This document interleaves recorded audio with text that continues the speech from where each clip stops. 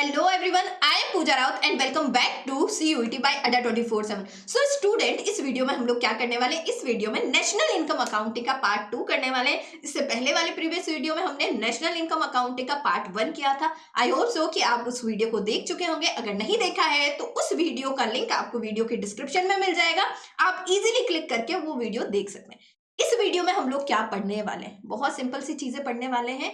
इसमें हम लोग देखेंगे कि नेशनल इनकम का कैलकुलेशन कैसे किया जाता है। शुरुआत करेंगे एग्रीगेट से कि नेशनल इनकम को कैलकुलेट करने के एग्रीगेट कौन कौन से। उसके बाद में बात करेंगे कि नेशनल इनकम को कैलकुलेट करने के मेथड कौन कौन से। उसके बाद हम लोग लास्ट में बात करेंगे नॉमिनल जीडीपी, रियल जीडीपी और जीडीपी और वेलफेयर के बारे में। बस इतने छोटे से टॉपिक्स हैं, इनको हम लोग कवर करने वाले हैं इस वीडियो में। चलिए शुरुआत करते हैं नेशनल इनकम की। सबसे पहले बात करेंगे बच्चा नेशनल इनकम की डेफिनेशन की। नेशनल इनकम की डेफिनेशन क्या है? बहुत ही सिंपल डेफिनेशन है, मेरे साथ रिपीट करो, आपको याद हो जाएगी। नेशनल इनकम की डेफिनेशन क्या है बच्चा? एक अकाउंटिंग ईयर में या फिर एक फाइनेंशियल ईयर में जितने भी फाइनल गुड्स और सर्विसेज प्रोड्यूस हुए हैं, उन सब की मॉनेटरी वैल्यू आपकी नेशनल इनकम होगी। ठीक है, रिपीट करना है। क्या होगा? एक अकाउंटिंग ईयर या एक फाइनेंशियल ईयर में जितने भी फाइनल गुड्स और सर्विसेज प्रोड्यूस हुए हैं, उन सब की मॉनेटरी वैल्यू मैम क्या हो जाएगी? नेशनल इनकम हो जाएगी। यही हमारी नेशनल इनकम की डेफिनेशन। अब मैम, इकोनॉमी में तो इतनी सारे गुड्स और सर्विसेज प्रोड्यूस होते हैं, जैसे वीट प्रोड्यूस हो रहा है, राइस प्रोड्यूस हो रही है, पल्सेस प्रोड्यूस हो रहे हैं, डिफरेंट जो है गुड्स प्रोड्यूस हो रहे हैं, जैसे मोबाइल प्रोड्यूस हो रहा है। इतने सारे डिफरेंट गुड्स प्रोड्यूस हो रहे हैं, इन सब का मेजरमेंट तो अलग अलग है मैम। जैसे वीट का अगर हम बात करें, वीट प्रोड्यूस हो रहा है तो वीट को हम लोग कैसे मेजर करते हैं? केजी में मेजर करते हैं। ऑयल का प्रोडक्शन हो रहा है, घी का प्रोडक्शन हो रहा है, तो उसको हम लोग लीटर में यहाँ पे मेजर करते हैं। इसी तरह से अगर फोन का प्रोडक्शन हो रहा है, तो उसको तो हम लोग मैम पीस में यहाँ पे रिप्रेजेंट करते हैं। तो मैम, इनकी मेजरमेंट यूनिट्स तो अलग अलग है। अब इनको कैसे कैलकुलेट करेंगे हम लोग? सबकी मेजरमेंट यूनिट अलग अलग है, इसीलिए इनको ना हम लोग क्या देंगे? एक कॉमन मेजरमेंट यूनिट देंगे। अब कॉमन मेजरमेंट यूनिट क्या है? इन सब की जो वैल्यू है ना, हम मनी के टर्म में यहाँ पे कैलकुलेट करेंगे। यस, सबसे पहले हम लोग इनको क्या करेंगे? मनी के टर्म में इन सारे गुड्स और सर्विसेज को मेजर करेंगे। उसके बाद उसी मॉनेटरी वैल्यू को, यहाँ पे देखो, मॉनेटरी वैल्यू लेनी है, कोई मेजरमेंट नहीं लेना है। उसी मॉनेटरी वैल्यू को हमें ऐड करते हुए चलना है। अगर हम लोग उसी मॉनेटरी वैल्यू को ऐड करते हुए चलेंगे तो हमारे पास क्या आ जाएगा? नेशनल इनकम के एग्रीगेट्स आ जाएंगे। अब मैम, नेशनल इनकम के एग्रीगेट्स में 4 चीजें होती हैं। कौन कौन सी चीजें होती है? ध्यान रखना। पहली होती है बच्चा आपका ग्रॉस और नेट। और क्या होता है मैम? और होता है बच्चा आपका यहाँ पे डोमेस्टिक और नेशनल। थोड़ी सी राइटिंग समझने की कोशिश करना, है ना? थोड़ी सी राइटिंग थोड़ी सी अलग है ना? इसके अलावा और क्या होगा? आपको तीसरी चीज मिलेगी यहाँ पे प्रोडक्ट हमेशा कॉमन होगा। एंड उसके बाद में आपको क्या दिखेगा यहाँ पे? और दिखेगा बच्चा आपको यहाँ पे market price and factor cost. आपको ये सारी चीजें बच्चा यहाँ पे दिखेगी। ठीक है, ये 4 चीजें दिखेगी। अब देखो, या तो आपको ग्रॉस दिखेगा या फिर नेट दिखेगा, दोनों साथ नहीं आएंगे। जहां ग्रॉस आएगा वहां नेट नहीं आएगा, जहां नेट आएगा वहां ग्रॉस नहीं आएगा। या तो आपको डोमेस्टिक दिखेगा या नेशनल दिखेगा। जहां डोमेस्टिक आ रहा है वहां नेशनल नहीं आएगा, जहां नेशनल आएगा वहां डोमेस्टिक नहीं आएगा। प्रोडक्ट तो कॉमन है मैम। नेक्स्ट है, जहां मार्केट प्राइस आएगा वहां फैक्टर कॉस्ट नहीं आएगा, और जहां फैक्टर कॉस्ट है वहां मार्केट प्राइस नहीं आएगा। ये चीजें ध्यान रखना। अब देखो, ये चारों चीजें एक साथ आएंगी। ठीक है, जैसे gross domestic product eight market price, ठीक है, जैसे net domestic product eight market price, है ना? कुछ इस तरह से आएगी बच्चा, जो कि हम लोग आगे एग्रीगेट्स में देखेंगे, एग्रीगेट्स की फैमिली में कि कौन कौन से एग्रीगेट्स है। अब देखो, इनको एक एक करके समझते हैं। अब मैम, आपने बता दिया कि जो 4 चीजें हैं वो तो आएंगी। अब इनको कन्वर्ट कैसे करें? ग्रॉस को नेट में कैसे करें और नेट को ग्रॉस में कैसे कन्वर्ट करें? तो यहाँ पे ये चीज भी समझ लो। अगर हमें ग्रॉस गिवन है और हमें नेट में किसी चीज को यहाँ पे किसी वेरिएबल या किसी अमाउंट को ट्रांसफर करना है, तो हम लोग क्या करेंगे? सिंपल है, आपको यहाँ पे क्या करना है? डेप्रिशिएशन को माइनस करना है। ग्रॉस वैल्यू क्या बताती है? ग्रॉस वैल्यू बताती है उसकी बेसिक वैल्यू, फेस वैल्यू। ठीक है, नेट क्या बताती है? डेप्रिशिएशन के बाद कितनी वैल्यू आई है। जो हमने डेप्रिशिएशन पढ़ा था ना, वही डेप्रिशिएशन क्या करना है। जैसे कोई बाइक है, उसकी जो वैल्यू जब हमने खरीदी थी तो उसकी वैल्यू कितनी थी, 5 लाख रुपीज थी। अब हमने उसको 2-3 साल चलाया, अब तो उसकी वैल्यू कम हो गई होगी। अब ये जो 5 लाख अगर हम लोग देख रहे हैं तो ये ग्रॉस वैल्यू है, और अगर इसमें से मान लो कि डेप्रिसिएशन लगाए बच्चा 1 लाख का, 1 लाख का डेप्रिसिएशन लगाए, तो ये 1 लाख हमारा डेप्रिसिएशन है। इस 1 लाख डेप्रिसिएशन को माइनस कर देंगे तो रिमेनिंग जो 4 लाख है वो क्या हो जाएगा आपका, 4 लाख आपका बच्चा क्या हो जाएगा यहाँ पे, 4 लाख आपका यहाँ पे बच्चा नेट हो जाएगा। ठीक है, वही नेट की वैल्यू को अगर हम लोग ग्रॉस में ट्रांसफर करते हैं, नेट की वैल्यू को अगर हम लोग ग्रॉस में ट्रांसफर करते हैं तो हमें डेप्रिसिएशन को ऐड करना पड़ेगा। सो ग्रॉस की वैल्यू को नेट में और नेट की वैल्यू को ग्रॉस में कैसे ट्रांसफर करते हैं ये हमने देख लिया। नेक्स्ट हम लोग बात करेंगे बच्चा कि डोमेस्टिक को नेशनल में कैसे कन्वर्ट करते हैं, डोमेस्टिक को नेशनल में कैसे कन्वर्ट करते हैं, है ना, नेशनल में कन्वर्ट कैसे करते हैं। तो इसके लिए सिंपल है, आपको यहाँ पे क्या करना है बच्चा, डोमेस्टिक को अगर नेशनल में कन्वर्ट करना है तो आपको यहाँ पे एनएफआईए को ऐड करना है, एनएफआईए को ऐड करना है।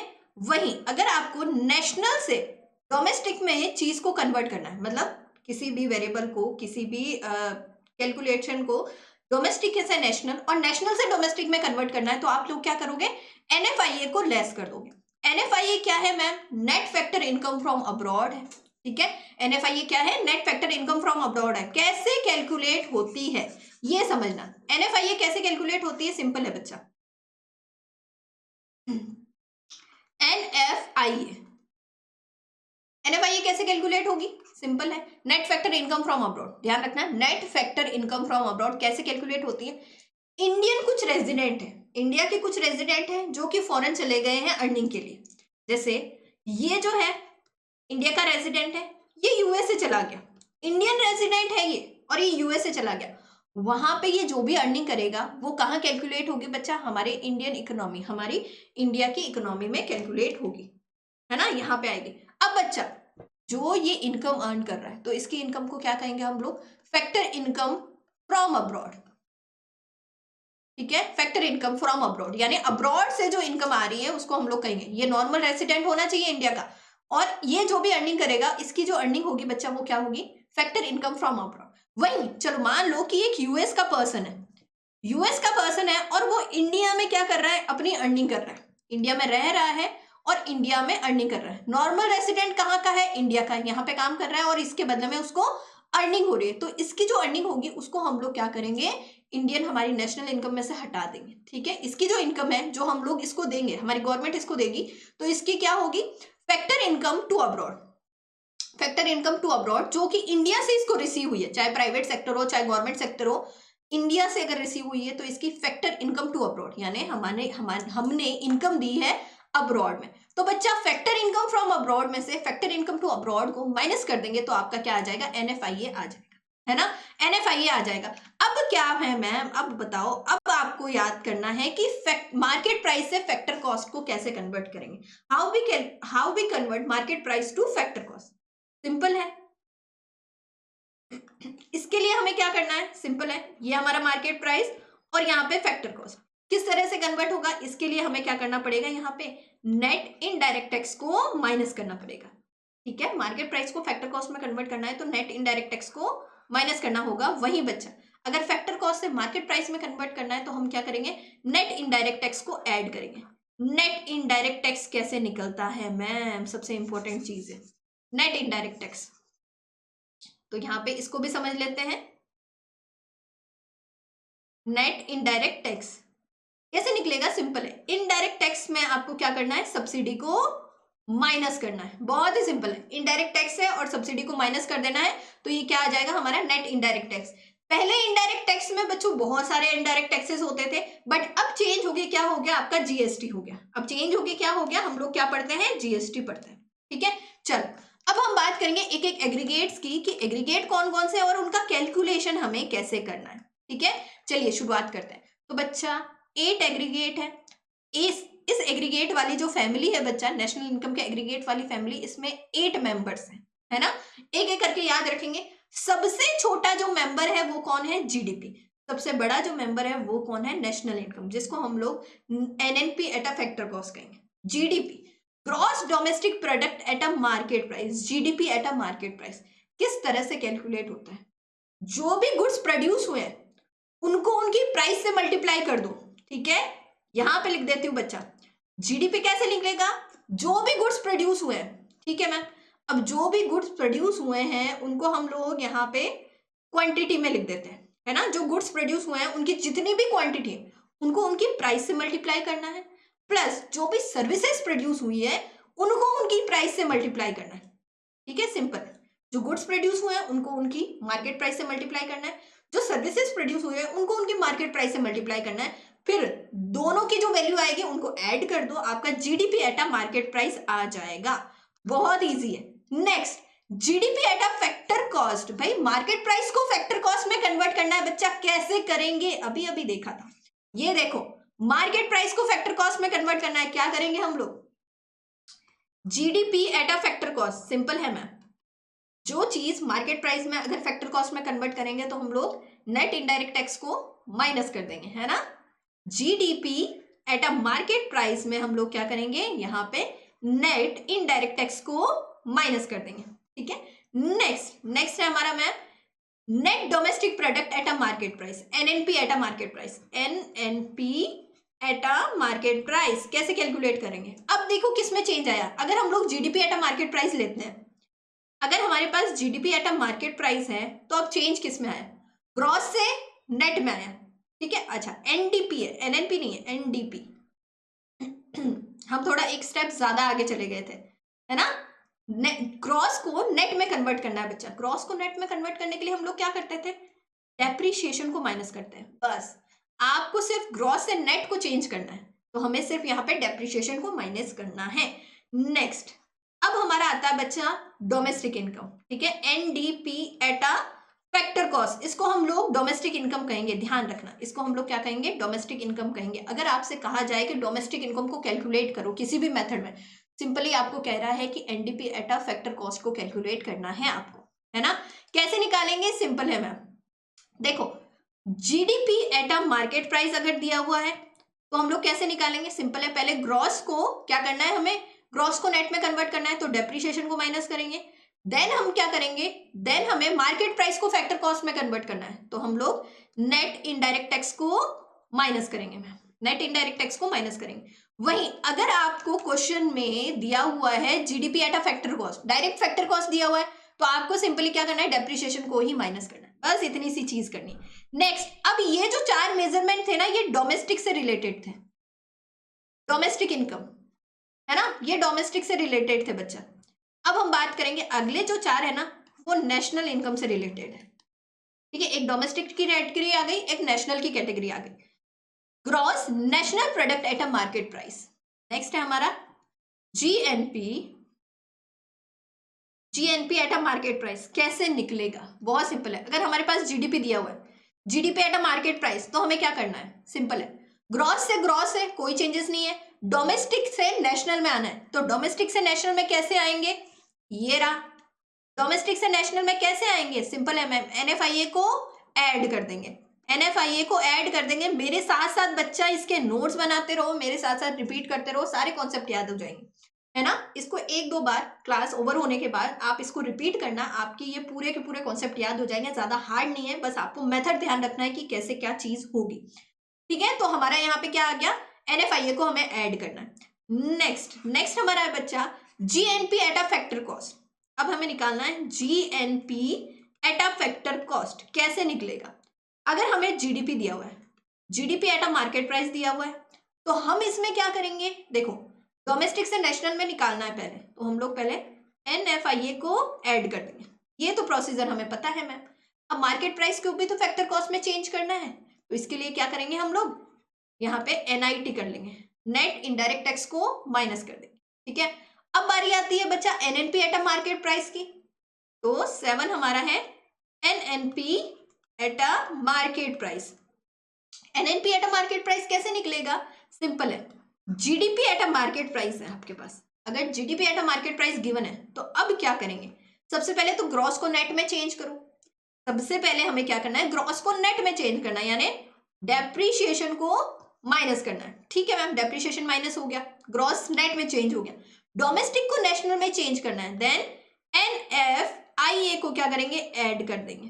देन मार्केट प्राइस तो मार्केट प्राइस ही है, बस सिंपल सी बात करनी है, डेप्रिसिएशन को लेस करना है, NFIA को ऐड करना है। अब बात करेंगे बच्चा नेशनल इनकम की, जिसको हम लोग NNP एटा फैक्टर कॉस्ट भी कहते हैं। नेशनल इनकम कैसे कैलकुलेट होगी मैम, सबसे इंपॉर्टेंट है, यही पूछा जाता है लगभग क्वेश्चंस में। आपसे नेशनल इनकम निकालने के लिए बोलेंगे या फिर NDP एटा फैक्टर कॉस्ट निकालने के लिए बोलेंगे, दो ही चीजें निकालने के लिए बोलते हैं। पहला है बच्चा, आपके क्या करना है, आपको अगर आपके पास GDP एटा मार्केट प्राइस है, स्टार्टिंग से बता रही हूँ, अगर आपके पास ये चीज दी हुई है तो कैसे आप नेशनल इनकम पे पहुंचोगे, ग्रॉस को नेट में कन्वर्ट करो तो डेप्रिसिएशन को माइनस करना, डोमेस्टिक को नेशनल में कन्वर्ट करेंगे तो यहाँ पे क्या करेंगे हम लोग, NFIA को ऐड करना है, एंड में मार्केट प्राइस से फैक्टर कॉस्ट में निकालना है तो हम लोग क्या करेंगे, नेट इनडायरेक्ट टैक्स को यहाँ पे माइनस करेंगे। ठीक है, वही बच्चा अगर आपके पास NDP eight a factor cost given है तो आप लोग कैसे निकालोगे, सिंपल है, NDP है, नेट निकला हुआ है, डोमेस्टिक को नेशनल में चेंज करना है सिर्फ, तो यहाँ पे सिंपल सा आपको NDP प्लस NFIA, आपको NDP प्लस NFIA करना है, आपका नेशनल इनकम निकल जाए। एग्रीगेट्स ऑफ नेशनल इनकम हमने देख लिया बच्चा, 8 एग्रीगेट्स हैं, सारे याद कर लेना अच्छे से, बहुत इंपॉर्टेंट है, बहुत ज्यादा इंपॉर्टेंट है, इसी में से सबसे ज्यादा क्वेश्चन बनते हैं आपके CUET में। चलिए नेक्स्ट, अब बात करेंगे मेथड्स कौन कौन से हैं मैम नेशनल इनकम को कैलकुलेट करने के। एक बार देख लेते हैं बच्चा, देखो 3 मेथड है, value added method, income method और एक्सपेंडिचर मेथड। आपको याद है कि जब हमने सर्कुलर फ्लो ऑफ इनकम पढ़ा था तो उसमें हमने 3 फेसेस पढ़े थे, जनरेशन फेज, डिस्ट्रीब्यूशन फेज और बच्चा यहाँ पे कंजप्शन फेज, तीनों फेज। तो बच्चों ये तीनों ही फेज है। जो जनरेशन फेज होगा जिसमें गुड्स और सर्विसेज प्रोड्यूस होते हैं वो वैल्यू एडेड मेथड में होता है। इनकम मेथड में बच्चा इनकम का डिस्ट्रीब्यूशन होता है, यानी फैक्टर ऑफ पेमेंट को यहाँ पे इनकम मिलती है। एक्सपेंडिचर मेथड में क्या होता है, कंजप्शन होता है ना। तीनों के तीनों फेज बच्चा यहाँ पे है, और तीनों का चाहे आप वैल्यू एडेड का यूज करो, इनकम मेथड का यूज करो, या फिर आप एक्सपेंडिचर मेथड का यूज करो, आपका नेशनल इनकम, अगर आपके वेरिएबल सेम है, अगर आपकी वैल्यू सेम है, तो तीनों मेथड से सेम ही आंसर आएगा, कोई गलत आंसर नहीं आएगा। ठीक है, तीनों से सेम आंसर आएगा, अलग अलग नहीं आएगा। चलो एक एक करके बात करेंगे। Value added method, value added method ना किससे रिलेटेड है, सिंपल है, देखो प्रोडक्शन से रिलेटेड है। जहां प्रोडक्शन हो रहा है, जहां गुड्स और सर्विसेज बन रही है, प्रोड्यूस हो रही है, यानी सिंपल है मैम, ये तो फर्म से रिलेटेड है, सिर्फ और सिर्फ फर्म वाले सेक्टर से रिलेटेड। ठीक है, सिर्फ और सिर्फ फर्म वाले सेक्टर से रिलेटेड है ma'am value added method. Value added method क्या कहता है, जैसे मान लो कि हम लोग किसी गुड्स का प्रोडक्शन कर रहे हैं, मान लो कि हम लोग इस पेन का प्रोडक्शन कर रहे हैं। अब मुझे ये पेन बनाना है या आपको ये पेन बनाना है, तो आप कैसे बनाओगे, भाई ये जो पेन है ये आपका फिनिश गुड है, ये जो पेन आपको दिख रहा है ये आपका फिनिश गुड है। अब इस फिनिश गुड को बनाने के लिए आपको क्या क्या चाहिए, आपको प्लास्टिक चाहिए, आपको लेबर चाहिए, और आपको बच्चा यहाँ पे जैसे मान लो आपको प्लास्टिक चाहिए, रिफिल चाहिए, है ना।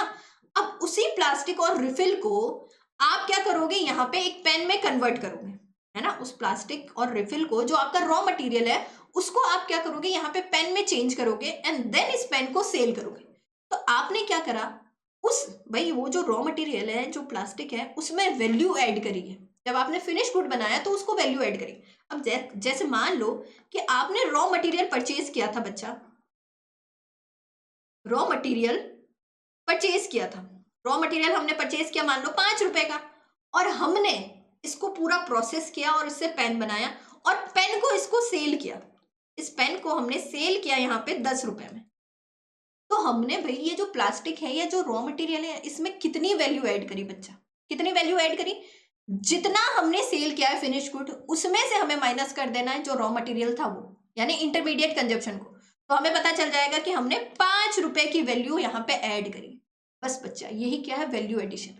रॉ मटेरियल से अगर आप फिनिश गुड बना रहे हो तो उसमें, उस पूरे प्रोसेस में, रॉ मटेरियल से फिनिश गुड बनाने के प्रोसेस में आपने उस रॉ मटेरियल में कितनी वैल्यू ऐड करी है फिनिश गुड बनाने में, यही आपका क्या हो गया बच्चा, आपका वैल्यू एडिशन हो गया। रॉ मटेरियल में कितनी वैल्यू एडिशन करी है फिनिश गुड बनाते टाइम, यही आपका क्या हो गया, वैल्यू एडेड हो गया। अब देखो यहाँ पे इसको हम लोग समझ लेते हैं, है ना। तो यहाँ पे बात करेंगे Every individual enterprises add some certain value of the product which is purchased from some other firm as a intermediate goods. ठीक है, जैसे कि हमें ये पेन बनाना है तो इस पेन के लिए जो रॉ मटेरियल खरीदा हमने किसी और फर्म से खरीदा। अब जब उस फर्म से हमने रॉ मटेरियल खरीदा है मैम, उसके बाद में हमने जब पेन बनाया तो उसमें हमने उस रॉ मटेरियल में कुछ ना कुछ वैल्यू ऐड करी है। वैल्यू ऐड करी तभी तो वो प्लास्टिक से हमने पेन बना दिया, है ना। when value added by each or every individual firm is summed up we get the value of national income। अब देखो, ये तो हमने एक छोटा सा एग्जांपल लिया पेन का। अब ऐसे हजारों पेन बनते होंगे, लाखों पेन बनते होंगे, इसके अलावा बहुत सारे ऐसे गुड्स बनते होंगे जो रॉ मटेरियल से फिनिश गुड बनते होंगे। तो मैम उन सब की जो वैल्यू एडिशन हुई है, अगर उन सबको सम अप कर दें, सारी वैल्यू एडिशन को ऐड कर दें, तो हमारे पास क्या आ जाएगा, ग्रॉस वैल्यू एडेड आ जाएगा। और जब ग्रॉस वैल्यू एडेड आएगा, ग्रॉस वैल्यू एडेड को हम लोग market price, gross value added को हम लोग मार्केट प्राइस या फिर GDP at a market price में भी देखते हैं बच्चे। ग्रॉस वैल्यू एडेड को एक बार और यहाँ पे समझ लेते हैं। मान लो कि आपके आटे की चक्की है, मान लो, मानने में क्या जाता है। अब भाई आटा क्या है आपके लिए, जो फ्लावर होगा वो क्या होगा, फिनिश गुड होगा। ठीक है, आपके लिए जो फ्लावर होगा वो क्या है, आपका फिनिश गुड है। फिनिश गुड, एफ जी का मतलब है फिनिश गुड, है ना बच्चा। अब बच्चों, इस फिनिश गुड के लिए, फ्लावर बनाने के लिए आपको क्या चाहिए, वीट चाहिए। तो वीट आपके लिए क्या हो गया, यहाँ पे इंटरमीडिएट गुड हो गया या रॉ मटेरियल हो गया, इंटरमीडिएट गुड हो गया। तो मैम मान लो कि भाई ये जो वीट है हमने 50 रुपए का लिया है, बट हमने वीट को अपने यहाँ पे मशीन में चलाया और उससे फ्लावर बनाया, है ना। और इस फ्लावर को हमने सेल किया 100 रुपीज में।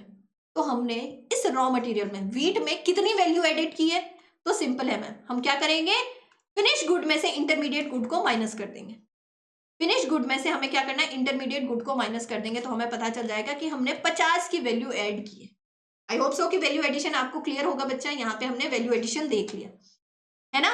नेक्स्ट, अब बात करेंगे वैल्यू एडिशन का फॉर्मूला क्या है, अभी अभी निकाला था, value of output minus intermediate consumption. Value of output यानी जो फिनिश गुड की आपकी वैल्यू, जो आप सेल कर रहे हो, जो आप सेल कर रहे हो उसकी जो वैल्यू है, जैसे आपने फ्लावर को सेल किया बच्चा 100 में, 100 में आपने आटा बेचा है, बट उस आटे को बनाने के लिए आपने रॉ मटेरियल, इंटरमीडिएट कंजप्शन यानी आपने वीट कितने में परचेज किया था, 50 रुपए में परचेज किया था। तो आपका वैल्यू एडिशन यहाँ पे कितना हो गया, यहाँ पे 50 रुपीज का आपका वैल्यू एडिशन हो गया बच्चा। तो ये हो गया हमारा value added. Value added by each producing enterprises is also known as gross value added at a market price.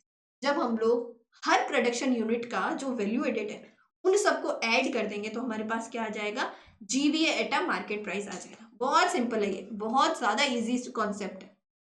अब मैं वैल्यू एडिशन तो बता दिया, वैल्यू ऑफ आउटपुट कैसे निकलेगा। देखो, वैल्यू ऑफ आउटपुट निकालने के दो मेथड है। अगर आपने जितनी चीजें प्रोड्यूस की है, मान लो कि मैंने क्या करा है, 1,00,000 पेन का प्रोडक्शन किया है, 1,00,000 पेन बनाया मैंने इस ईयर मैंने 1,00,000 पेन बनाए और 1,00,000 के 1,00,000 सेल कर दिए, पूरे 1,00,000 सेल कर दिए, कुछ भी नहीं बचा, कुछ भी नहीं बचा। तो बच्चा ये जो सेल वैल्यू है, ये जो सेल वैल्यू है ये आ जाएगी हमारी वैल्यू एडेड। ठीक है, जितना प्रोड्यूस किया है वो सारा का सारा सेल हो गया, तो मैम जो सेल वैल्यू है वो हमारी वैल्यू एडेड आ जाएगी। ठीक है, वैल्यू ऑफ आउटपुट आ जाएगी। अब मैम जरूरी थोड़ी ना है कि जितना प्रोडक्शन किया उतना सेल हो गया। जैसे मान लो कि 1,00,000 का पेन बनाया हमने, 1,00,000 पेन बनाए, अब 1,00,000 में से सिर्फ 80,000 ही सेल हुए, 80,000 ही सेल हुए और बाकी 20,000 हमारे स्टॉक में है, अभी भी स्टॉक में हमारे गोडाउन में। तो इस केस में हम लोग क्या करेंगे मैम, इस केस में आपको सिंपल करना है, क्या करना है, sale plus change in stock करना है। सेल्स और चेंज इन स्टॉक को ऐड कर लोगे तो आपका वैल्यू ऑफ आउटपुट आ जाएगा। चेंज इन स्टॉक क्या है मैम, बहुत सिंपल है, ईयर के एंडिंग में जो आपका स्टॉक है यानी जो क्लोजिंग स्टॉक है उसमें आपको ओपनिंग स्टॉक को माइनस कर देना है, आपका चेंज इन स्टॉक आ जाएगा। बहुत ईजी है। ठीक है, जैसे मान लो कि ईयर में एंड में आपका एंड का जो स्टॉक है बच्चा वो कितना है, 20,000 का है। ठीक है, और ओपनिंग स्टॉक कितना था, ओपनिंग स्टॉक था आपका 10,000 का, तो 20,000 में से 10,000 माइनस कर दो तो आपका चेंज इन स्टॉक कितना आ गया, 10,000 आ गया। ठीक है, अगर पूरा सेल होता है तो वैल्यू ऑफ आउटपुट पूरा का पूरा सेल आ जाएगा, और अगर पूरा सेल नहीं होता है तो sales plus change in stock आ जाएगा आपका value of output. Next, step of value of output, ये हम लोग देख चुके हैं। ठीक है। अच्छा, स्टेप्स कौन कौन से हैं? स्टेप्स हम लोग यहाँ पे ये नहीं होगा, है ना, ये ऑलरेडी हम लोग पढ़ चुके हैं। स्टेप्स कौन कौन सा है? सिंपल है। सबसे हमें पहले क्या करना है, देखना है कि प्रोडक्शन कौन से सेक्टर में हुआ है। ठीक है, प्रोडक्शन यूनिट सेक्टर।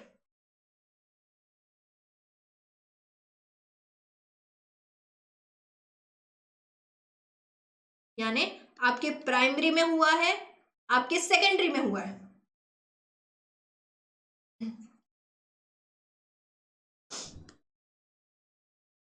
प्राइमरी में हुआ है, सेकेंडरी में हुआ है या टर्शियरी में हुआ है, पहले ये आइडेंटिफाई करना है। उसके बाद में आपको देखना है कि वैल्यू एडिशन कितनी हुई है, यानी आपको जीवीए कैलकुलेट करना है। जीवीए, इसको हम लोग GDP at a market price भी कहते हैं बच्चा। ठीक है, जो भी देखना है पहले। और यहाँ पे बच्चा हमें देखना है कि कौन से में, यहाँ पे कौन से सेक्टर में प्रोडक्शन हुआ है, और उसके साथ साथ हमें वैल्यू एडिशन भी निकालना है। वैल्यू एडिशन निकाल लिया, ठीक है, वैल्यू एडेड निकाल दिया, और वैल्यू एडेड के बाद में हम लोग ग्रॉस वैल्यू एडेड निकालेंगे। ग्रॉस वैल्यू एडेड जो कि हमारे GDP at a market price के इक्वल है, निकल गया है मैं। उसके बाद में हम लोग क्या करेंगे, उसके बाद में हमें एनवीए, एनवीए या फिर NDP at a market price निकालना है। NDP at a market price कैसे निकलेगा, सिंपल है। GDP at a market price में हमें क्या करना है, सबसे पहले हम लोग ग्रॉस को नेट में कन्वर्ट करेंगे, तो हमें डेप्रिसिएशन को माइनस करना है। इसके साथ साथ हमें क्या करना है बच्चा यहाँ पे, अच्छा, NDP at a factor cost है ना, NVA NDP at a factor cost निकलेगा। देन हमें क्या करना है बच्चा, यहाँ पे सिंपल है, डोमेस्टिक का डोमेस्टिक ही है। देन हमें मार्केट प्राइस को फैक्टर कॉस्ट में कन्वर्ट करना है, यानी नेट इनडायरेक्ट टैक्स को माइनस करना है। नेट इनडायरेक्ट टैक्स को यहाँ पे माइनस करते हुए चलेंगे। नेक्स्ट हमें क्या निकालना है, NNP, NNP at a factor cost निकालनी है। कैसे निकालेंगे, सिंपल है, NDP at a factor cost में हम लोग क्या करेंगे, यहाँ पे एनएफआईए को ऐड कर देंगे, एनएफआईए को ऐड कर देंगे, बस बहुत सिंपल प्रोसीजर है। आपका GDP at a market price आ जाएगा, तो इजीली आप लोग नेशनल इनकम भी कैलकुलेट कर लोगे। अब प्रिकॉशंस कौन कौन से ध्यान रखनी है, चीजें कौन कौन सी ध्यान रखनी है। सबसे पहले इंटरमीडिएट गुड्स को हम लोग ऐड नहीं करेंगे। इंटरमीडिएट गुड्स को ऐड क्यों नहीं करते मैम, क्योंकि देखो इंटरमीडिएट गुड्स की जो वैल्यू होती है ना, वो फिनिश गुड में ऑलरेडी ऐड है। अगर मैं 5 रुपए का, अगर मैं 10 रुपए का ये पेन सेल कर रही हूँ, अगर मैं 10 रुपए का ये पेन सेल कर रही हूँ, तो बच्चा इस 10 रुपए में जो रॉ मटेरियल की वैल्यू वो ऑलरेडी ऐड है ना। जो रॉ मटेरियल मैंने 5 रुपए का खरीदा था, ये इसमें ऑलरेडी ऐड है, इस वैल्यू में 10 रुपए में ऑलरेडी ऐड है।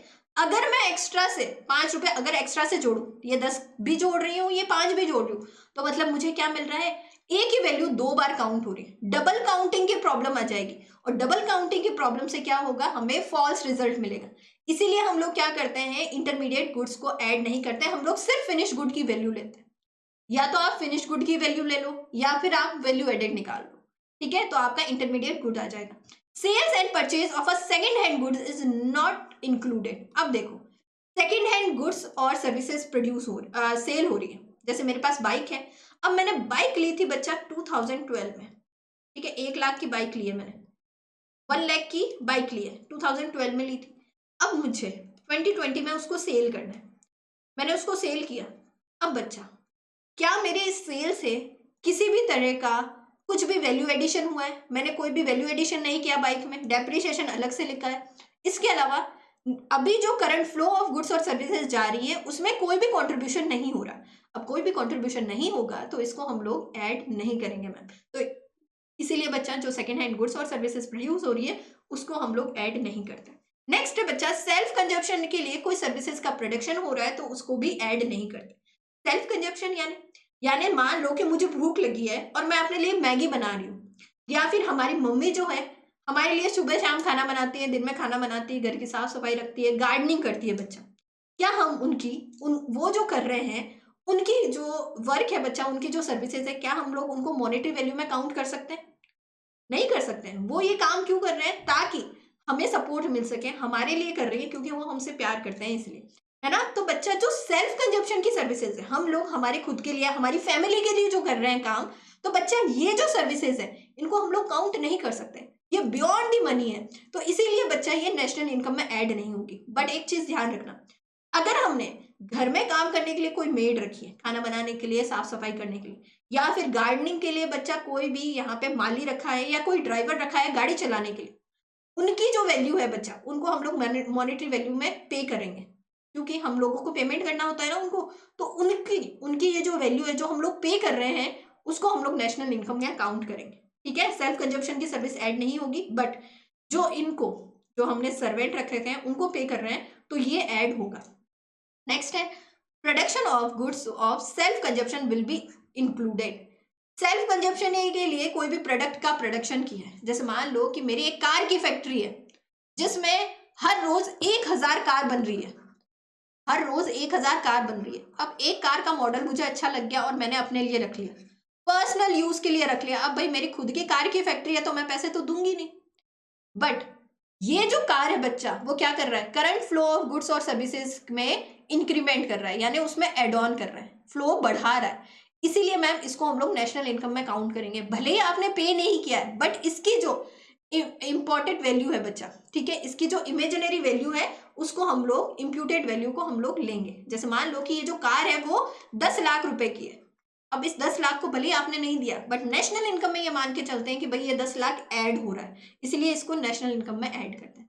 नेक्स्ट है बच्चा ऑनर ऑक्यूपाइड हाउस। मेरा खुद का घर है, मैं रेंट नहीं दे रही, बट अगर मेरा खुद का घर नहीं होता और मुझे रेंट देना पड़ता, तो मुझे मान लो कि 10,000 रेंट देना पड़ता, तो बच्चा ये जो इंप्यूटेड वैल्यू है ये भी क्या होगी, नेशनल इनकम में ऐड होगी। नेक्स्ट है चेंज इन स्टॉक ऐड होगा, ये तो हमने देख लिया। तो ये सारे प्रिकॉशंस हमें फॉलो करना है जब हम लोग वैल्यू एडेड मेथड का यूज करते हैं, बहुत इजी है। नेक्स्ट आते हैं बात इनकम मेथड पे बात करते हैं बच्चा। नेक्स्ट हम लोग बात करते हैं इनकम मेथड पे। इनकम मेथड क्या है, फैक्टर ऑफ प्रोडक्शन आपने पढ़ रखे होंगे। इकोनॉमी में 4 फैक्टर ऑफ प्रोडक्शन होते हैं जिनकी हेल्प लेके हम लोग क्या करते हैं, गुड्स और सर्विसेज का प्रोडक्शन करते हैं। अब ये फैक्टर ऑफ प्रोडक्शन कौन कौन से, land, labour, capital and entrepreneur. ठीक है, ये 4 फैक्टर ऑफ प्रोडक्शन है। अब इन 4 फैक्टर ऑफ प्रोडक्शन का यूज लेके फर्म क्या करती है, प्रोडक्शन करती है। अब ये जो फैक्टर ऑफ सर्विसेज है इनको बाद में पे भी तो करना पड़ता है। लैंड का यूज कर रहे हैं तो बदले में इनका जो पेमेंट होगा, रेम्यूनरेशन, इनका जो पेमेंट होगा वो क्या होगा बच्चा, लैंड अगर हम लोग यूज कर रहे हैं तो बदले में हमें रेंट देना पड़ेगा। लेबर का यूज कर रहे हैं तो बदले में वेजेस और सैलरी देनी पड़ेगी।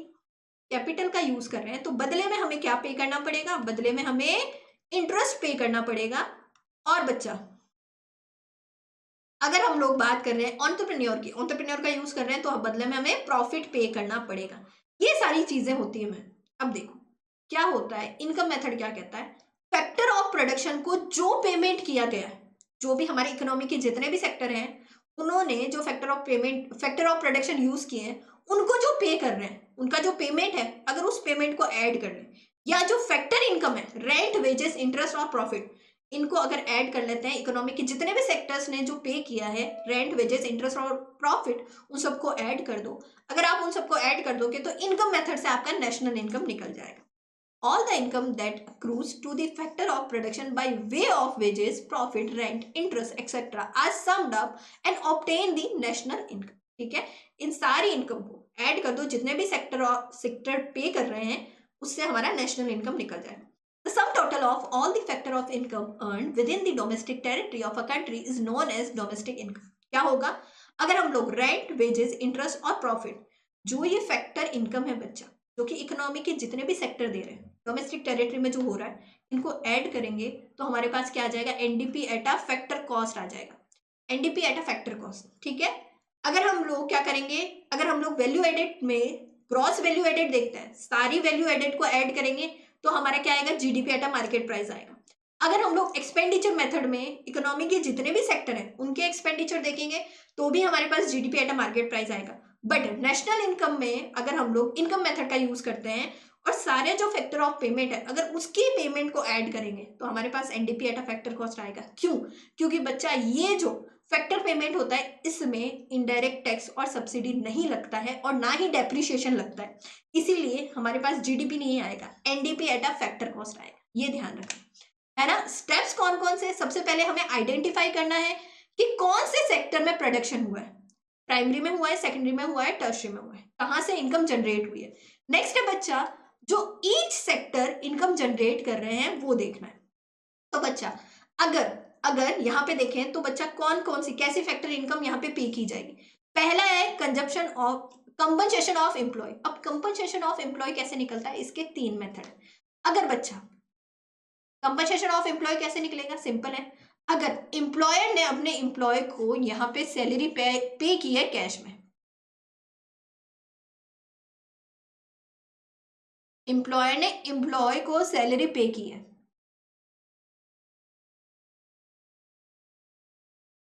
इन कैश, ठीक है, आपको इन हैंड दे दिया या फिर आपके अकाउंट में ट्रांसफर कर दिया, यानी कैश में पे किया, या फिर एम्प्लॉयर ने सैलरी पे की है बच्चा काइंड में।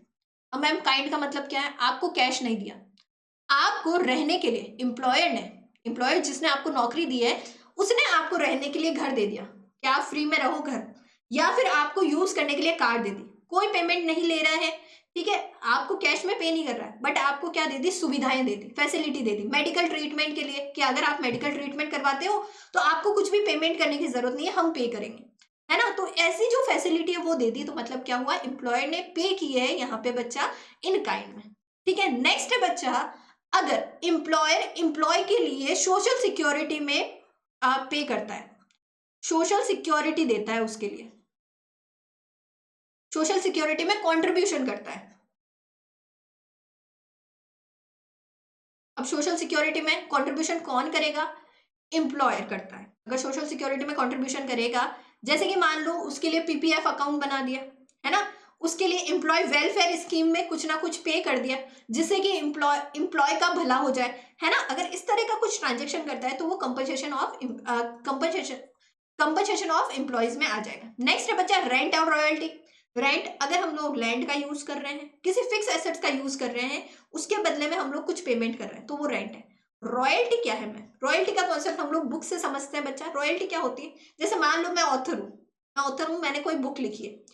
अब जो पब्लिकेशन होते हैं और ऑथर होता है, दोनों अलग होते हैं। पब्लिकेशन हाउस जो कि क्या करता है, उस बुक को प्रिंट करेगा और उसको सेल करने का काम करता है। जितने भी बुक्स प्रिंट होगी, सेल होगी, वो उसका काम है। अब क्या होता है, जो ऑथर है वो मेरे से क्या करेगा, एक तरह का कॉन्ट्रैक्ट करेगा कि आपकी जितनी भी बुक सेल होगी, पर बुक में से मैं आपको 25% क्या दूंगा, उसका पैसा देता रहूंगा। जैसे बच्चों मान लो कि एक बुक सेल हुई, 2 बुक सेल हुई, हर बार जो भी बुक सेल होगी उसका 25% मेरे पास आएगा और 75% पब्लिकेशन हाउस के पास रहेगा। तो ये जो 25% मुझे मिल रहा है, ये क्या होगा बच्चा, आपका रॉयल्टी हो जाएगा। नेक्स्ट है बच्चा इंटरेस्ट। इंटरेस्ट, अगर हम लोग लोन लेते हैं, हमारे पास जो मनी है, अगर हम लोग लोन लेते हैं, बदले में हम लोग क्या देते हैं, इंटरेस्ट पे करते हैं, ठीक है, इंटरेस्ट आ गया। अब इंटरेस्ट में कौन कौन सी चीजें इंक्लूड नहीं होगी ये भी ध्यान रखना। अगर पर्सनल यूज के लिए कोई लोन लेते हैं, ठीक है, उसका इंटरेस्ट हम लोग यूज नहीं करेंगे। हमारा नेशनल इनकम सिंपल सा कहता है कि गुड्स और सर्विसेज का प्रोडक्शन हुआ है ना, उसी को ऐड करो। अगर गुड्स और सर्विसेज का प्रोडक्शन नहीं हुआ है तो उसको ऐड करो ही मत। तो बच्चा अगर पर्सनल यूज के लिए ले रहे हैं, यानी गुड्स और सर्विसेज का प्रोडक्शन नहीं है, तो इसको ऐड नहीं करेंगे। गवर्नमेंट अगर लोन लेती है तो उसको भी ऐड नहीं करेंगे, ठीक है। एक फॉर्म दूसरे फॉर्म से अगर लोन ले रही है तो उसको भी ऐड नहीं करेंगे। ये 3 चीजें हैं जिनको हम लोग ऐड नहीं करेंगे। नेक्स्ट है बच्चा, अगर एंटरप्रेन्योर है जिसका हम लोग यूज कर रहे हैं, तो बदले में उसको प्रॉफिट पे किया जाएगा। मिक्स्ड इनकम क्या है, अगर कोई भी ऐसा पर्सन है, कोई भी सेल्फ एम्प्लॉयड है, जैसे कोई दुकानदार या कोई फार्मर है, अगर वो एज अ लैंड भी अपने आप को यूज कर रहा है, एज अ फैक्ट अगर लेबर भी यूज कर रहा है, अगर कैपिटल भी यूज कर रहा है और खुद ही एंटरप्रेन्योर है, अगर कोई सेल्फ एम्प्लॉयड पर्सन है, वो चारों फैक्टर ऑफ प्रोडक्शन का काम कर रहा है, तो बच्चा उसकी जो इंप्यूटेड इनकम है वो क्या हो जाएगी, मिक्स्ड इनकम हो जाएगी, है ना।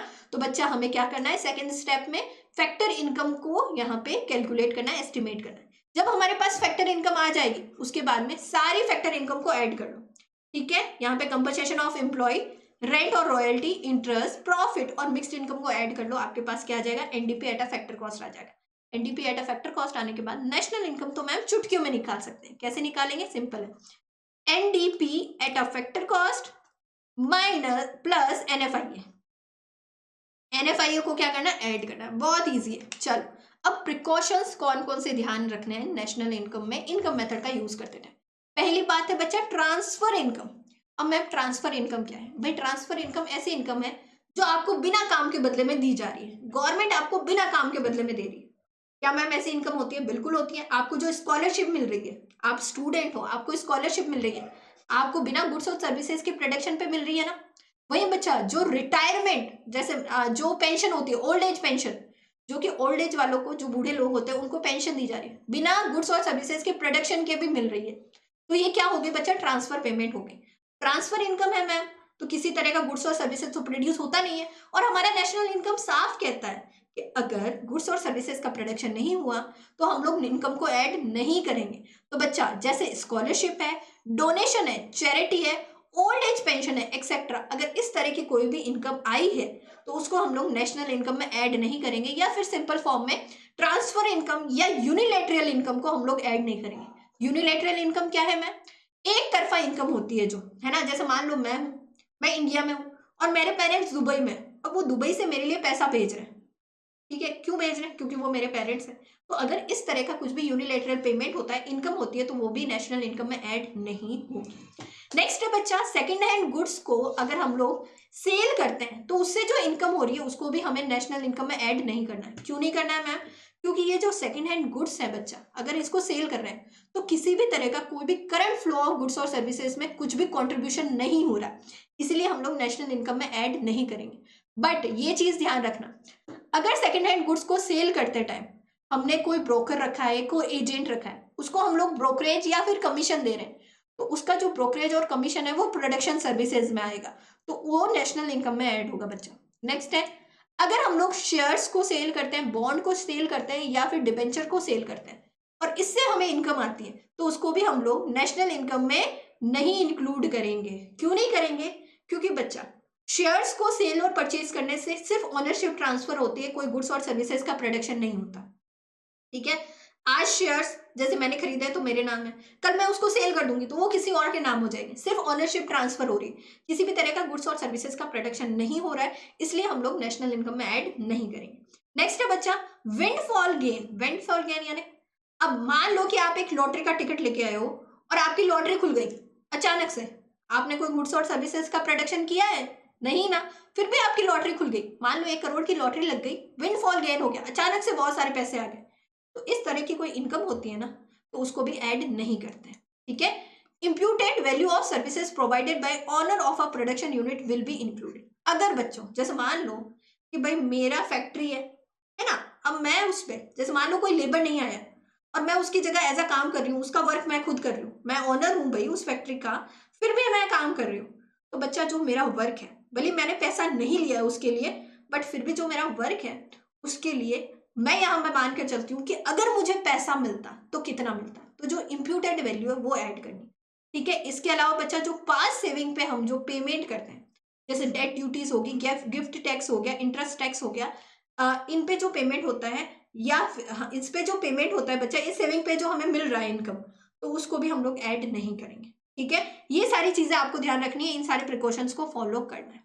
चलो एक क्वेश्चन है आपके लिए, which of the following is not consider a factor income, इसमें से कौन सी फैक्टर इनकम में कंसिडर नहीं करेंगे? कौन सी फैक्टर इनकम नहीं है? रेंट, वेजेस, प्रॉफिट, जल्दी से आंसर बताओ इसका, इस क्वेश्चन का आंसर बताओ जल्दी से।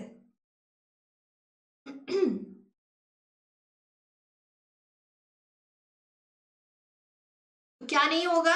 अरे ma'am, gift from abroad, abroad से गिफ्ट आया है तो यूनिलेटरल पेमेंट है, और यूनिलेटरल पेमेंट को हम लोग ऐड नहीं करते। Correct answer will be C.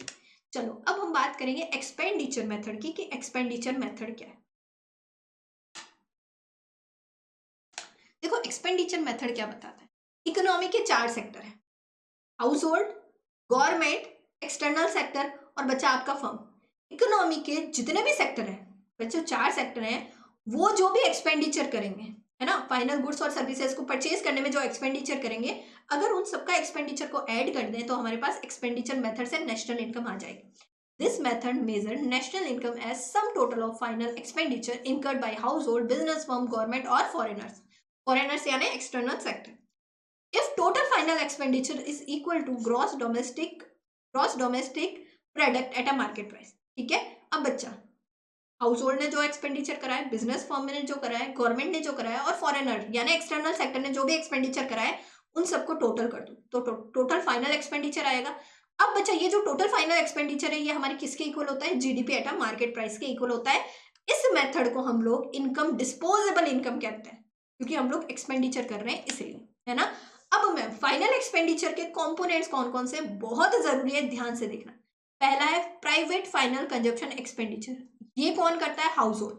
House hold में कौन आते हैं, एक जो कंज्यूमर होता है, आप, मैं, हम लोग सब हाउस होल्ड में आते हैं।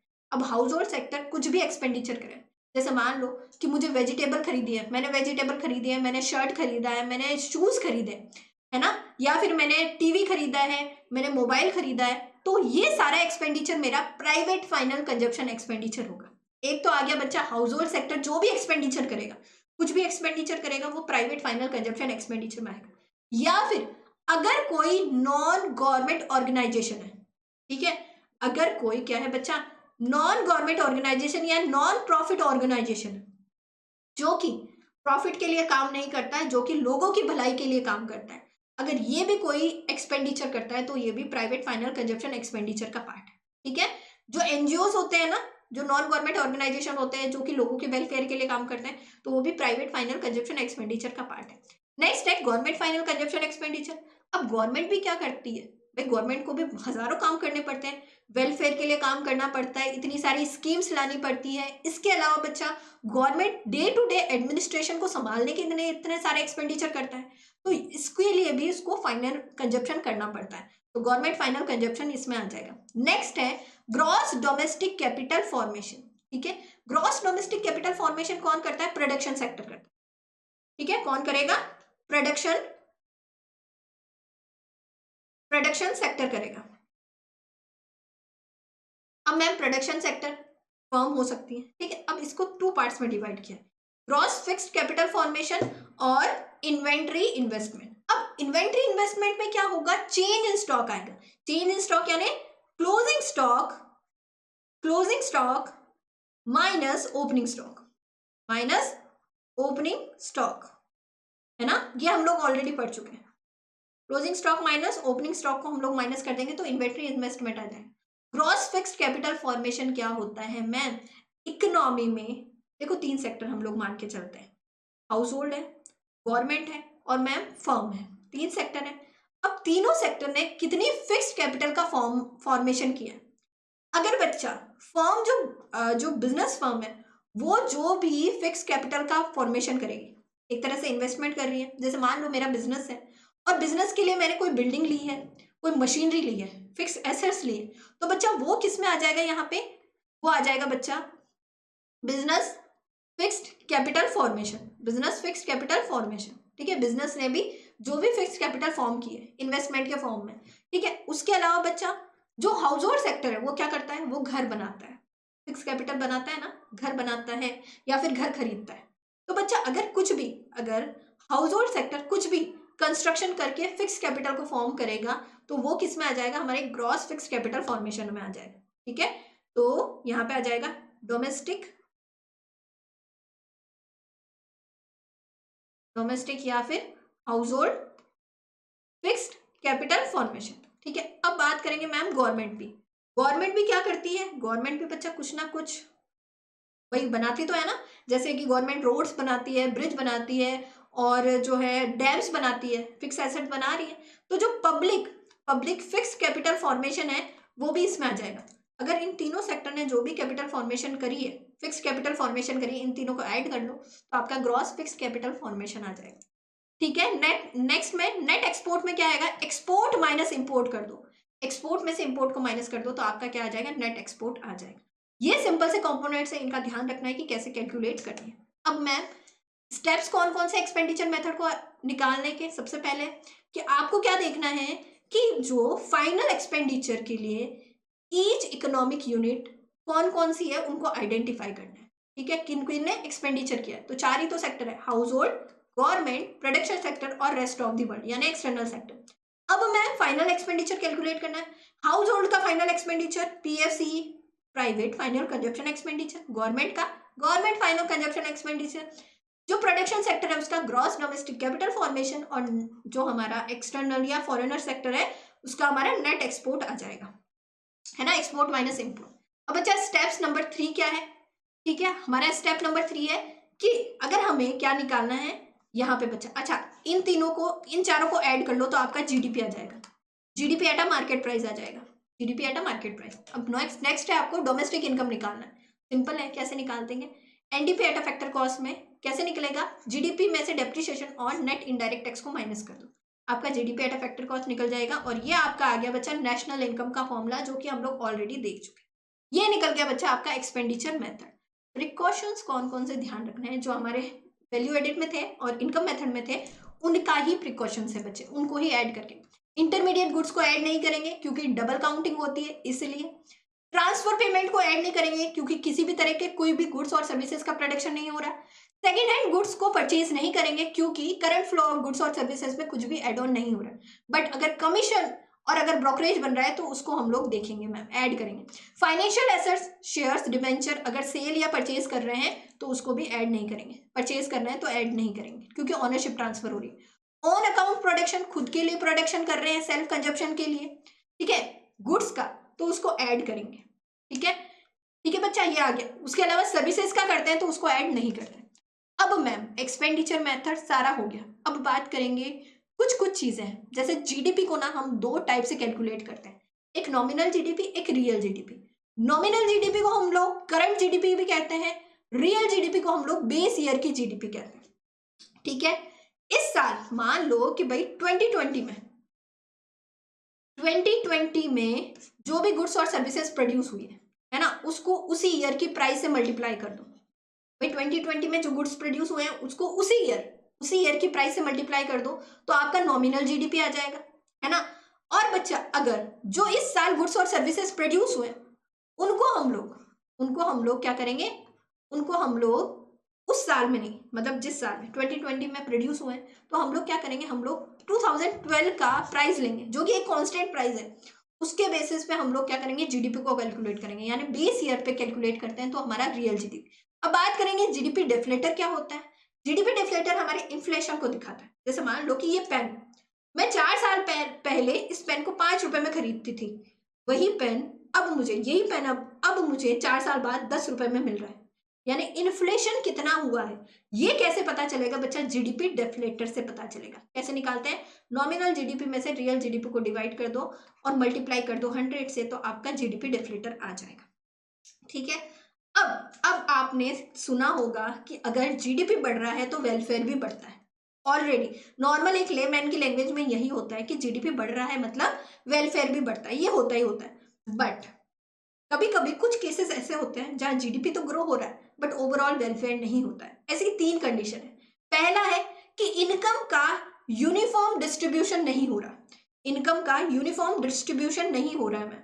अब इनकम का यूनिफॉर्म डिस्ट्रीब्यूशन नहीं हो रहा मतलब, मान लो कि आपकी इनकम बढ़ रही है, जीडीपी बढ़ रही है, बट जीडीपी का फायदा सिर्फ 10 लोग ले रहे हैं, बाकी के 90% लोग नहीं ले पा रहे। जीडीपी ग्रो हो रहा है और उस जीडीपी का जो फायदा है, बेनिफिट सिर्फ 10% लोगों को मिल रहा है, 90% लोगों को नहीं मिल रहा है। तो बच्चा सिर्फ 10% लोगों का वेलफेयर हुआ, बाकी 90% लोगों का तो कोई वेलफेयर ही नहीं हुआ। तो हम कहेंगे जब ओवरऑल वेलफेयर देख रहे हैं तो सबका वेलफेयर देखेंगे, है ना। तो यहाँ पे इक्वल डिस्ट्रीब्यूशन नहीं हुआ इनकम का, इसीलिए ओवरऑल वेलफेयर भी नहीं हुआ। नेक्स्ट है जो नॉन मॉनेटरी ट्रांजेक्शन है, जैसे हमारे घर में मम्मियाँ काम करती है, उनको हम लोग कोई पैसे नहीं देते, है ना। वैसे ही बच्चा, मैंने कोई गुड्स प्रोड्यूस किया, मेरे फ्रेंड ने कोई गुड प्रोड्यूस किया और हम लोग गुड्स का एक्सचेंज कर रहे हैं, बार्टर सिस्टम में जैसे करते थे। तो अगर गुड्स का एक्सचेंज कर रहे हैं, कोई भी मॉनेटरी ट्रांजेक्शन नहीं हुआ, तो इसको भी हम लोग जीडीपी में कैलकुलेट नहीं करते। जीडीपी में ऐड नहीं करेंगे तो जीडीपी यहाँ पे क्या होगा, जीडीपी कम बताएगा, और जब जीडीपी कम बताएगा तो मतलब वेलफेयर भी कम ही होगा। ठीक है, नेक्स्ट है बच्चा एक्सटर्नलिटीज। एक्सटर्नलिटीज क्या होती है, देखो इकोनॉमी के जो एजेंट है, अगर वो कोई भी एक्टिविटी करते हैं, इकोनॉमी के जो एजेंट है अगर वो कोई भी एक्टिविटी करते हैं और वो एक्टिविटी जो कर रहे हैं उससे जो थर्ड पार्टी है उसको पॉजिटिव और नेगेटिव इफेक्ट हो रहा है, उसको पॉजिटिव और नेगेटिव इफेक्ट हो रहा है, तो उसी को हम लोग एक्सटर्नलिटीज कहते हैं। अब मैम पॉजिटिव इफेक्ट और नेगेटिव एक्सटर्नलिटीज क्या है, तो सिंपल है। जैसे मान लो गवर्नमेंट है, इकोनॉमिक एजेंट है, गवर्नमेंट ने एक पार्क बनाया, अब पार्क बनाने से लोगों को फायदा हुआ, लोग एक्सरसाइज करते हैं, सुबह घूमने जाते हैं, लोगों को फायदा हो रहा है, तो ये पॉजिटिव एक्सटर्नलिटीज है, इसको हम लोग जीडीपी में कैलकुलेट नहीं करते। इस केस में हमारा जो जीडीपी होता है वो क्या होता है, यहाँ पे बच्चा अंडर वैल्यूएट होता है, अंडर एस्टिमेट करते हैं हम लोग, अंडर वैल्यूएशन होता है इसका, ठीक है, अंडर वैल्यूएट होता है या अंडर एस्टिमेट करता है। नेक्स्ट है बच्चा नेगेटिव एक्सटर्नलिटीज। अब मान लो कि गवर्नमेंट की कोई फैक्ट्री है या कोई प्राइवेट फैक्ट्री है, वो किसी नदी के किनारे है। अब भाई उसका जो वेस्टेज है वो नदी में जा रहा है, पोल्यूशन हो रहा है। तो मैम यहाँ पे क्या हो रहा है, अगर लोग उस पानी का यूज करेंगे, एनिमल्स उस पानी का यूज करेंगे तो वो बीमार हो जाएंगे। तो इस केस में क्या हो रहा है, नेगेटिव एक्सटर्नलिटीज। और इस केस में जो जीडीपी होता है वो क्या होता है, ओवर एस्टिमेशन होता है उसका, ओवर एस्टिमेशन होता है बच्चा, ठीक है। ये दोनों केस हमने देखे, एक्सटर्नलिटीज, नॉन मॉनेटरी ट्रांजेक्शन्स और यूनिफॉर्म डिस्ट्रीब्यूशन ऑफ इनकम, ठीक है, ये हमने देख लिया, ठीक है बच्चा। तो यहाँ पे हमने हमारा नेशनल इनकम का पूरा चैप्टर कंप्लीट कर लिया है। और अभी तक आपके मन में कोई डाउट है तो आप मुझे कमेंट बॉक्स में पूछ सकते हो कि आपको क्या डाउट है। इसके अलावा अगर आपको वीडियो अच्छी लगी है तो लाइक करना है, शेयर करना है, और अभी तक किसी ने चैनल को सब्सक्राइब नहीं किया है तो जल्दी से सब्सक्राइब करो और कमेंट करके बताना कि आपको कैसा लगा सेशन। और अभी तक किसी ने भी अड्डा ऐप को डाउनलोड नहीं किया है तो जल्दी से अड्डा ऐप को डाउनलोड करना है। नेक्स्ट बच्चा हमारा एक प्रीमियम बैच निकला हुआ है, वो है बच्चा हमारा समर्थ बैच, जिसमें आपकी पूरी आपके बोर्ड्स की भी तैयारी हो रही है और बच्चा आपकी सीयूईटी की भी तैयारी हो रही है। समर्थ बैच अभी अभी निकला है बच्चा, अभी भी पूरी क्लासेस स्टार्ट नहीं हुई है, तो अभी भी आप इनरोल कर सकते हो। बहुत ही कम वैल्यू में बच्चा ये बैच है। इस बैच में आपको क्या मिलेंगे, इस बैच में आपका सेक्शन 1, 2 और 3 तीनों ही कवर होंगे। इंग्लिश लैंग्वेज कवर होगी, जनरल टेस्ट कवर होगा और कॉमर्स के पूरे सब्जेक्ट कवर होंगे, यानी अकाउंट्स, बीएसटी, इकोनॉमिक्स सारे के सारे कवर होंगे। अगर आप आर्ट्स से हो तो आर्ट्स के सारे सब्जेक्ट्स कवर होंगे बच्चा। अब देखो आपको इसमें इनरोल कैसे होना है, उसके लिए सिंपल सा प्रोसीजर है। आपको कहाँ जाना है बच्चा, गूगल पे जाना है। आपको सिंपली कहाँ जाना है, गूगल पे जाना है। गूगल पे जाके आपको क्या करना है बच्चा, यहाँ पे सर्च करना है। देखो अगर आप जाओगे हमारे अड्डा 247 के पेज पे, अड्डा 247 के पेज पे जाते हो बच्चा आप, तो देखो आपको यहाँ पे समर्थ बैच दिखेगा, है ना। समर्थ बैच 2023 की पूरी तैयारी होती है यहाँ पे। देखो अब देखो ये जो समर्थ बैच है, इसमें क्या हाईलाइटेड पॉइंट्स है ये देख लेते हैं। तो बच्चा आपको यहाँ पे मिलेगा 500 प्लस आवर्स की 2 इंटरेक्टिव क्लासेस, 120 टेस्ट सीरीज और 155 ई बुक्स मिलेंगे। इसके अलावा क्या मिलेगा, 15 फुल लेंथ के टेस्ट मिलेंगे, 10 प्लस सिलेक्शन टेस्ट मिलेंगे। इसके अलावा आपके सारे के सारे सब्जेक्ट यहाँ पे देखो, आपके ये सारे के सारे सब्जेक्ट यहाँ पे कवर होंगे। और मैम आपको 20 फुल लेंथ के टेस्ट मिलेंगे, 60 प्लस सिलेक्शन टेस्ट मिलेंगे बच्चा। इसके अलावा आपको 3000 प्लस आपको यहाँ पे क्वेश्चंस का कलेक्शन मिलेगा। और सबसे अच्छी बात है आपको ई बुक्स मिलेगी, यहाँ पे ई बुक्स मिलेगी। अब देखो मैम कौन सा टीचर कैसा पढ़ाता है ये भी तो देख लें। तो बच्चा सारे टीचर्स के यहाँ पे वीडियो डले हुए हैं कि कौन सा टीचर कैसे पढ़ाता है, आप देख सकते हो। आप यूट्यूब पे वीडियो देख सकते हो कि कौन सा टीचर कैसे पढ़ाता है। अब ये जो बैच है आपको कितने में मिल रहा है, 5999। अब मैम दिवाली है, कोई ऑफर तो दो। बिल्कुल देंगे, आपके लिए ऑफर है बच्चा।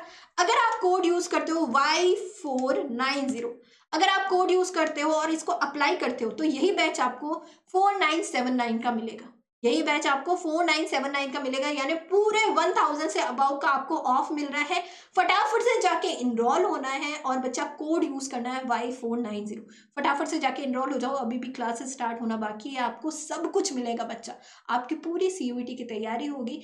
इसी बार बहुत सारे ऐसे स्टूडेंट हैं जिनका फर्स्ट काउंसलिंग में ही एडमिशन हो गया है। तो आप भी चाहते हो कि आपका एडमिशन हो जाए बच्चा फर्स्ट काउंसलिंग में, तो फटाफट से जाके इनरोल कर लो सीयूईटी का 2023 के समर्थ बैच। मिलते हैं नेक्स्ट सेशन में, तब तक के लिए bye to you all, bye बच्चा।